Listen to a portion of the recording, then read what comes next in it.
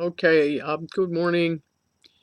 This is Transsingularity, also known as Mark, and I'm going to be trying to read a scripted video today based on my posts to Trans Liaison on Google+.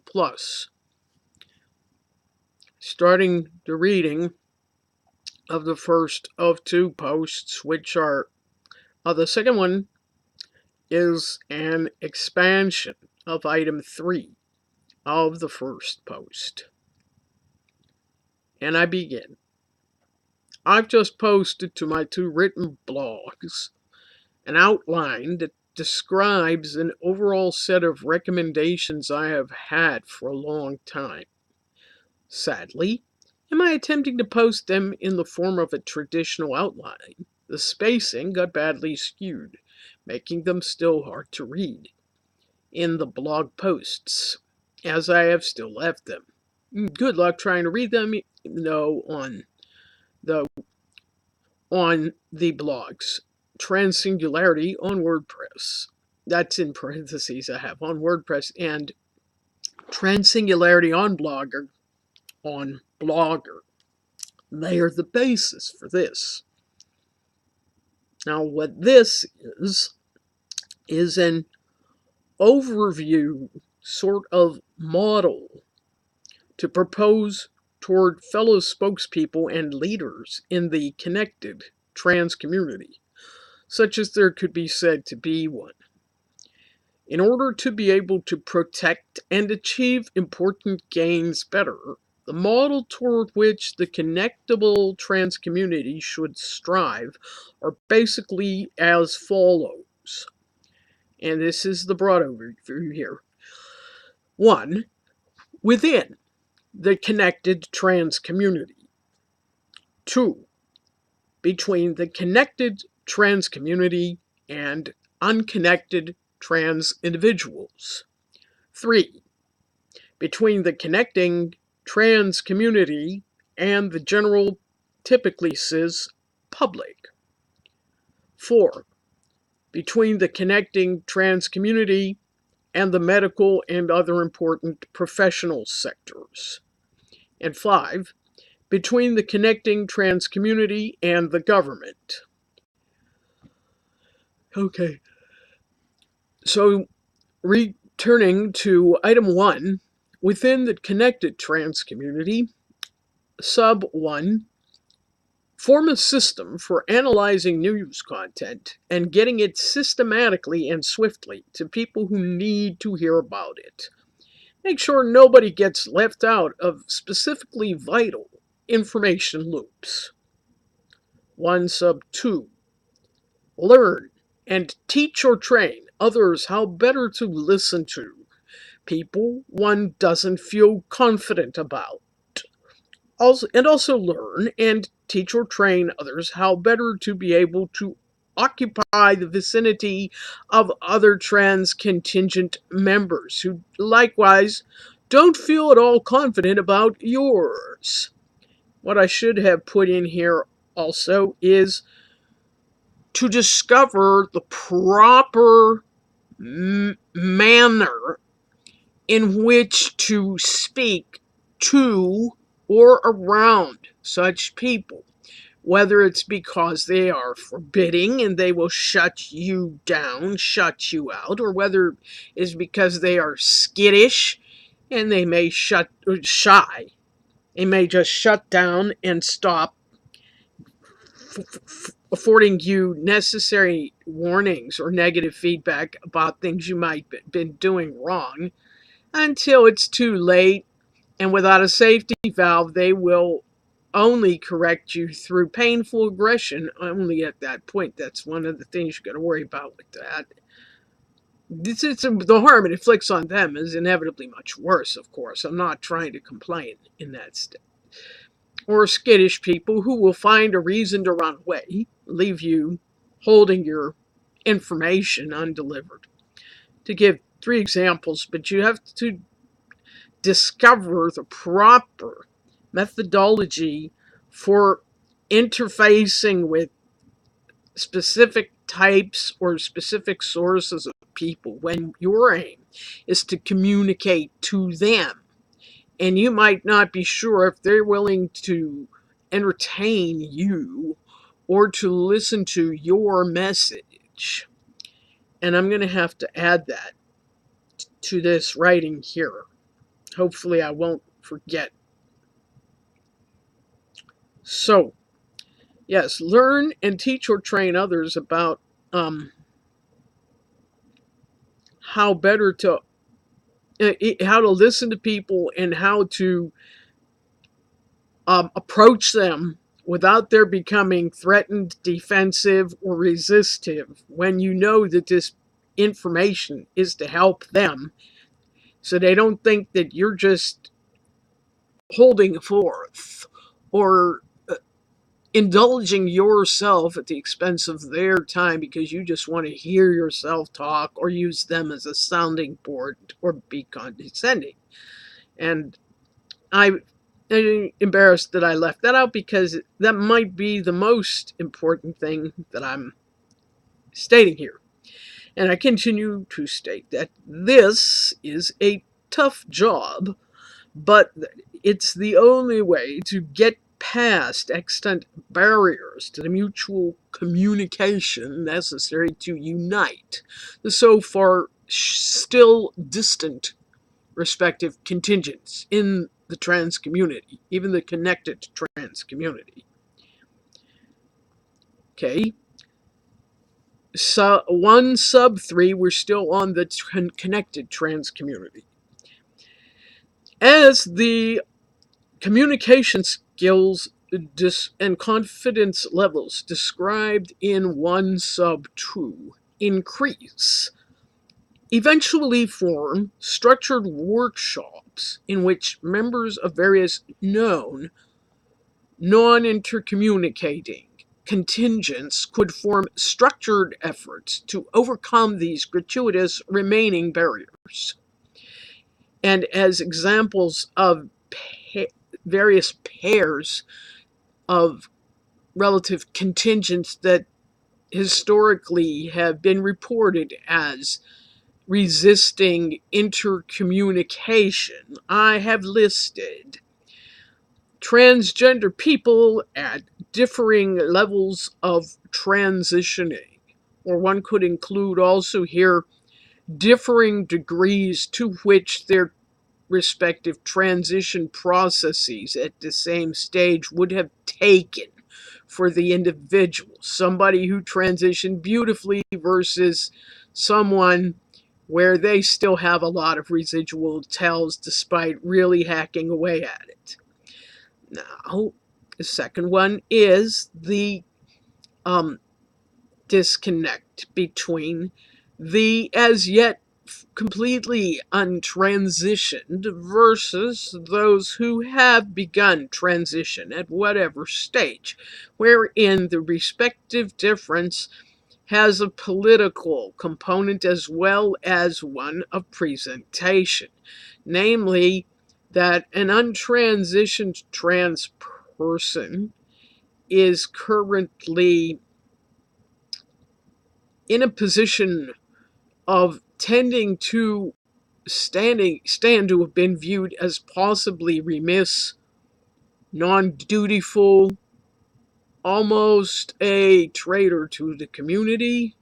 I don't want to go that far or even accuse other people, because there are going to be people who do go far enough as to accuse them of that, but in a representative proportion, I wouldn't say that's automatically realistic. It's that there would be some degree of a stigma placed upon an untransitioned transgender person where they might be called at least to have accounted for why they have not even begun the process. Now, for this pair, I urge greater accommodation and understanding of the untransitioned individual. And if possible, I don't think there's that many trans people who adamantly resist transitioning. It's almost universally a matter of means, where they can't afford it or they have some underlying medical condition that would itself be prohibitively costly to have treated, although they probably can live with that if they're not trying to transition. Or there would be a pitfall within the psychiatric or psychological interview or screening process, where this person just never again could have trusted um, the psychs. They've just been abused by them far too many times ever to trust one again, and that even the distrust itself could turn into the reason they would be rejected, because in a comedy of errors it would be misinterpreted as some kind of mental unfitness for transitioning, and we all know that that label's often imposed anyway because the system still got a lot of bugs in it, and we have an excessive degree of gatekeeping. Moving along down the list to number 3 is the trans person who is stealth versus the one who is non-stealth, which means that they pass. The way I am using these terms, it versus the next pair I put here. They two categories here. They both the first one who is stealth passes. The one who is non-stealth, well, passes, but they choose not to hide the fact that they're trans. The one after that is closeted versus out. In this case, we're talking about two groups that either don't pass or they can still pass as their old sex or their birth sex if they want to. Now, more often, in the case of the first part of the pair, the closeted group, the difficulty at best in passing is more common than the ones in the so-called out group, in which choosing to disclose that they had a different birth sex is merely optional, merely an option as opposed to obligate or automatic. Or they could be equally passable or non-passable. But in one case, it's a group of people who do not attempt to pass correct others' uses of pronouns toward them, or use the name a name reflecting their target sex, various other features like that. That they're not going to attempt to assert a transgender social identity, even though they may be manifesting as much in terms of their appearance as they can realistically muster. In terms of, okay, you get the idea. If you're going to call me by the right pronouns, you're going to call me by the right pronouns. If you don't, we both know what game you're playing, but I'm not going to play the game with you or against you, whatever. The out person may not always pass, but will correct people who misgender them. They will use the name of their target sex and the rest of those things. Now, these people will have philosophical differences, and they often don't want to talk to each other about them, and that's another disconnect to be overcome with learning. And as I say, eventually we'll have to come to some degree of training. Hopefully, this can be addressed. The next category is different levels of social establishment, by which I mean this is touchy. I do not like to handle this myself. Homeowners and renters versus people that are rooming. If they happen to be living at home, okay, and there's other ones that I don't know if there's what we call respectful terms for. Person residing in a vehicle. Okay, I'm not trying to be critical there. So what abode they live in and who owns that abode, or whether when I put homeowner and a renter, a tenant, in the same category because that's equally socially established. It doesn't deviate from that until you're talking about somebody who's living at home. And even then, often that's fully embraced, but there's certain communities in which it's hellishly stigmatized if you're living at home.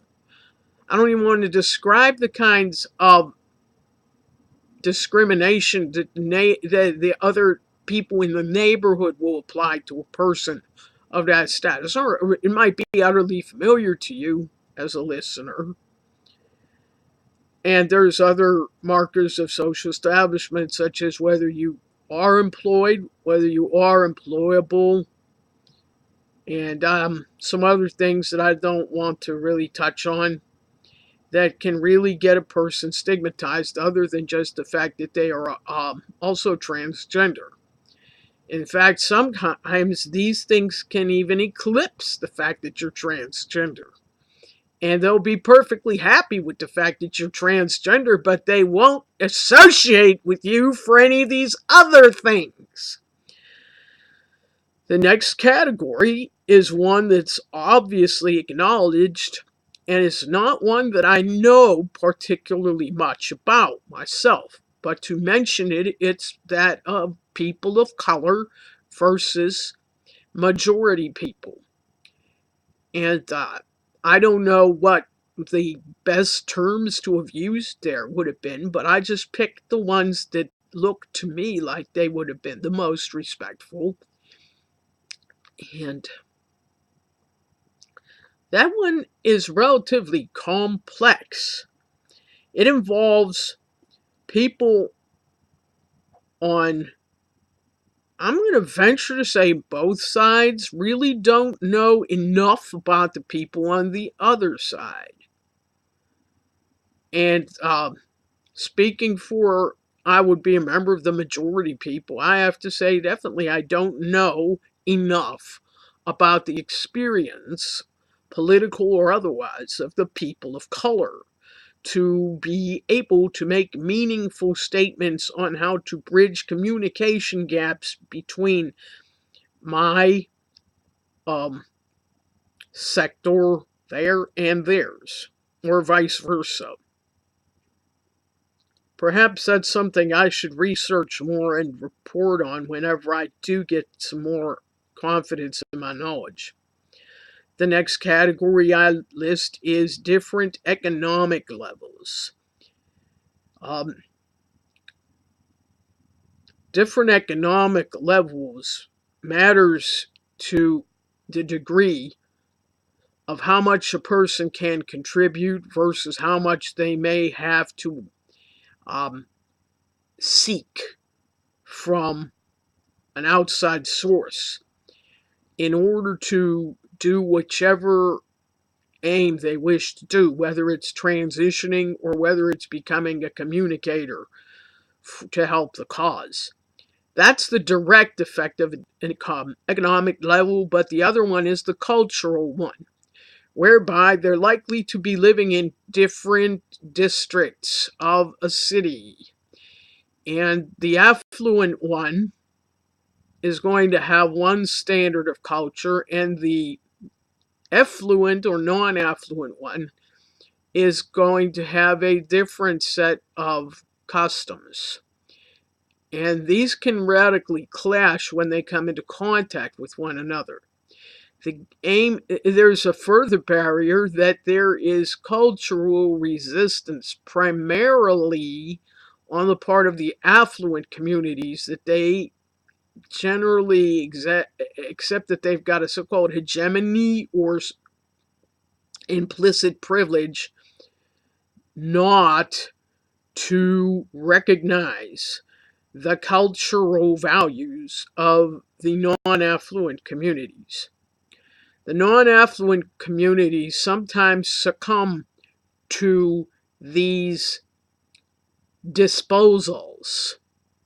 Others have become very wary and attempt to warn the more naive among them, to be appropriately distrustful of people of higher means.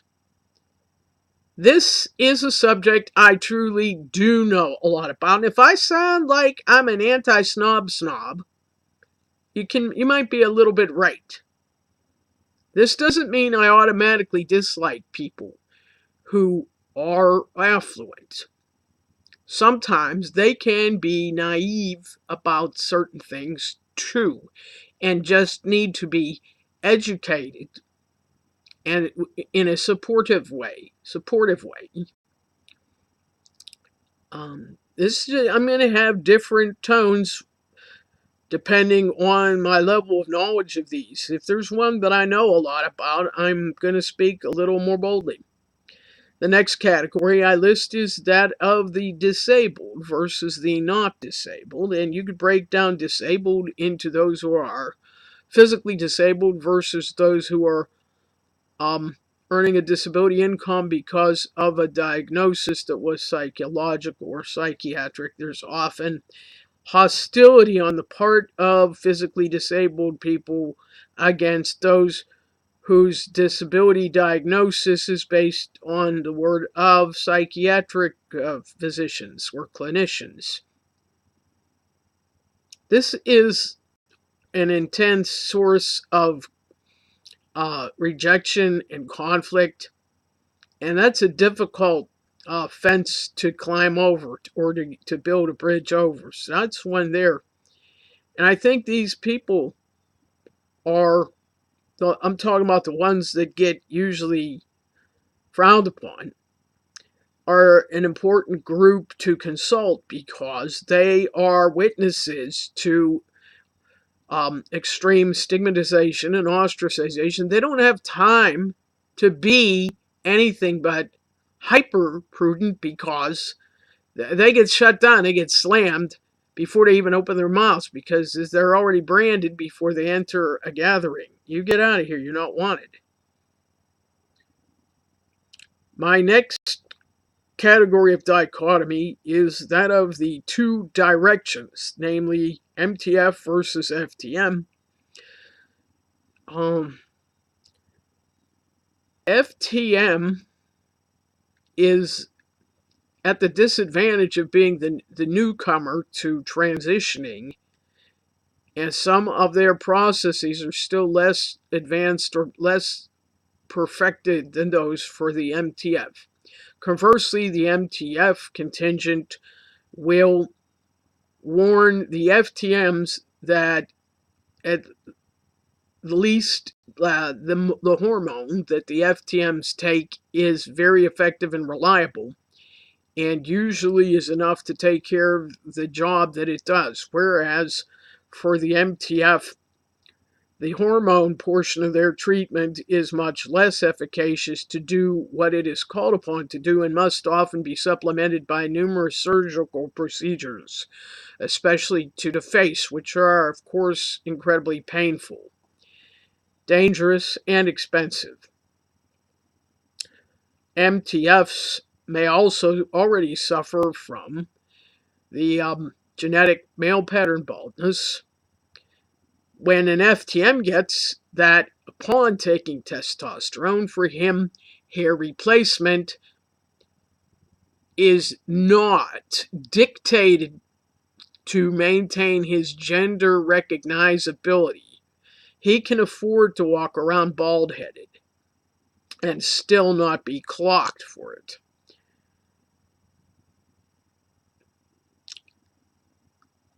But that is a disconnect that requires some work to get people on different sides of that divide to be more trustworthy to and trusting of, and not distracted by distrust, where they are capable of being open in communicating with each other and efficient and efficacious in transmitting a complete battery of news.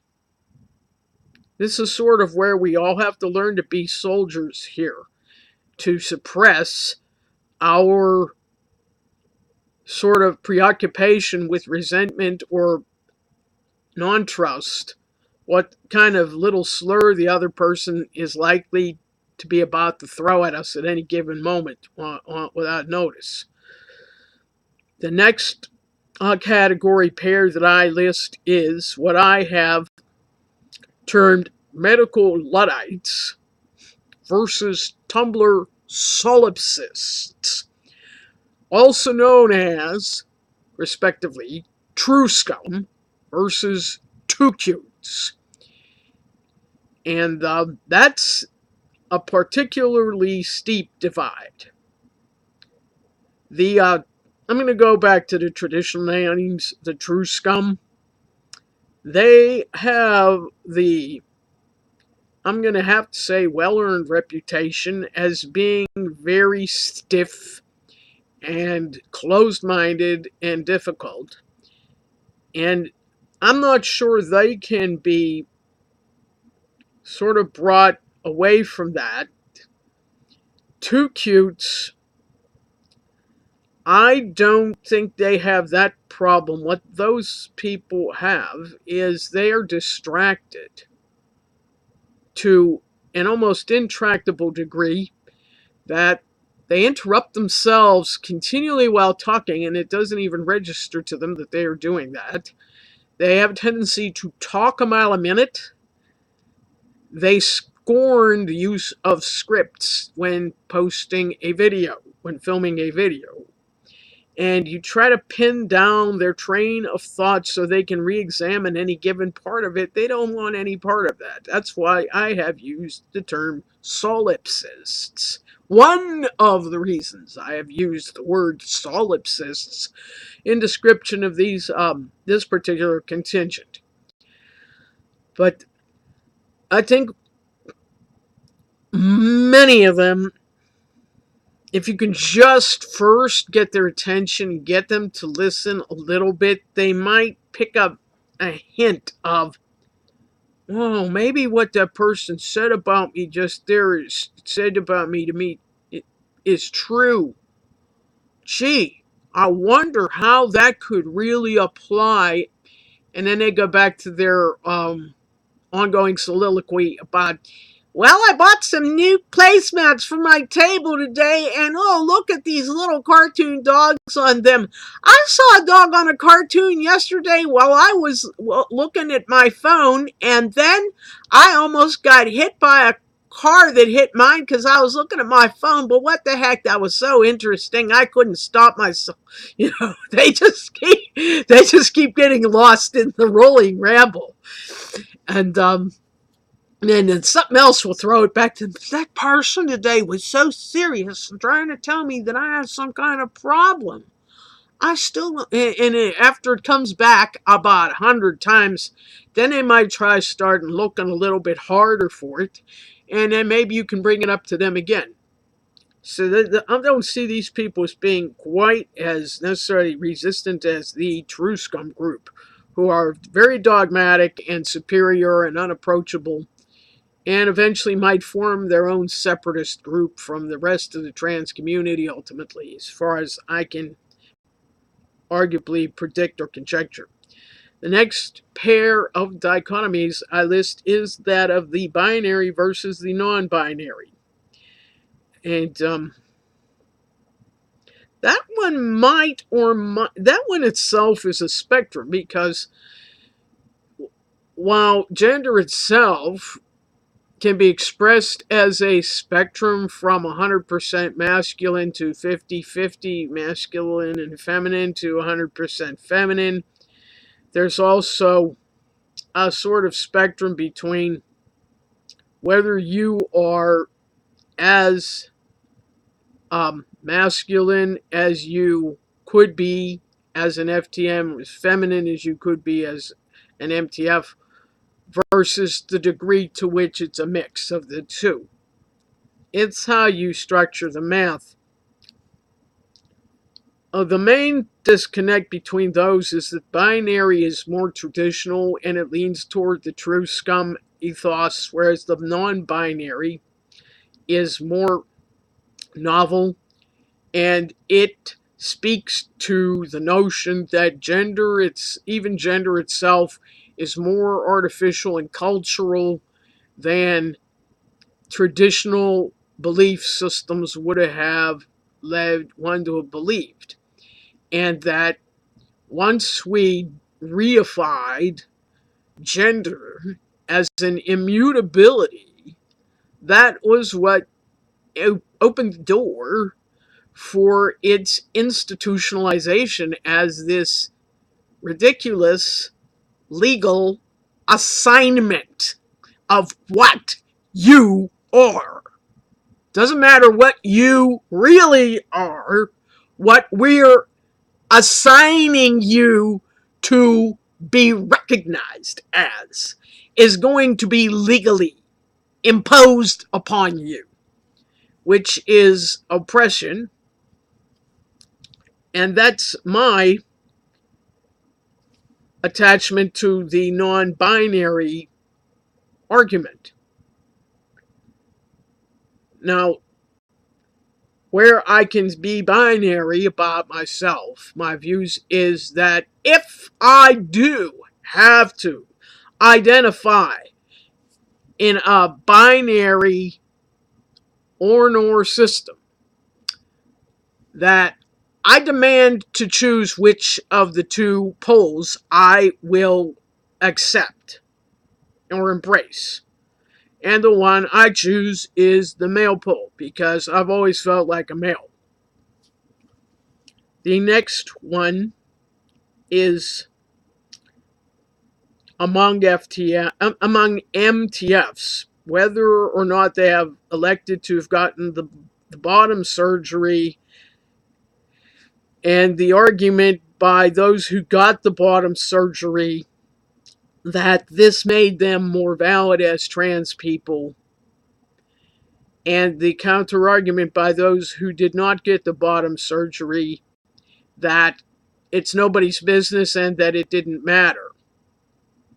In the case of MTFs, bottom surgery, let's see, I guess it's the most irreversible thing an MTF can do, but that's rarely the point whenever someone doesn't get it. It's mainly that the surgery is invasive. The surgery itself is invasive. There's some risks involved with it. It's painful and it's expensive. And that is what they may presumably don't want to have. There may be an abstract argument against unnecessary degrees of just quote unquote mutilating what you've already got, that they have some kind of body integrity orientation. They don't like the penis, they don't like the testicles, but they would just feel generically mutilated if either were simply removed. Now, they've done other things to their body that it might have involved removing of whatever, but it's only because it's stuff everybody sees as a necessary evil. Now, that's an abstract version. That's an abstract version of opposing bottom surgery by an MTF. And I'm throwing out conjecturally just to give an abstract example, and it may have been gratuitous, for which I apologize. Now, FTM bottom surgery versus not. Now, with the FTM, the bottom surgery, of course, is much more involved, and the procedures are less reliable. They're more risky, and the results range from imperfect to unacceptable. So it's almost a lose-lose, but it has been getting better and better. And they've got a new practice where they embed a meadow inside a fallow. So you do get, I don't know what the degree of erotic sensation achievable through that process is, but I would tend to infer that it would have been better than just having a meadow and a fallow, and they're not nested. But don't ask me, I really don't know the answer to that question. As to just the question of FTM bottom surgery versus not, some people who get the bottom surgery might be critical of those who eschewed the bottom surgery as their being undercommittal, whereas the people who eschewed the bottom surgery or just couldn't afford it would defend what they did as, this is my way of doing trans, and it's just as valid as yours is, and not to be divisive by throwing nitpicks. My next one is simply the type of FTM bottom surgery the person decides to get. The fallow, the meadow and fallow, or meadow embedded in fallow. Excuse me. Presumably, there are many others in this list. Major set 2 will begin on another tape, another video. Thank you for listening so far.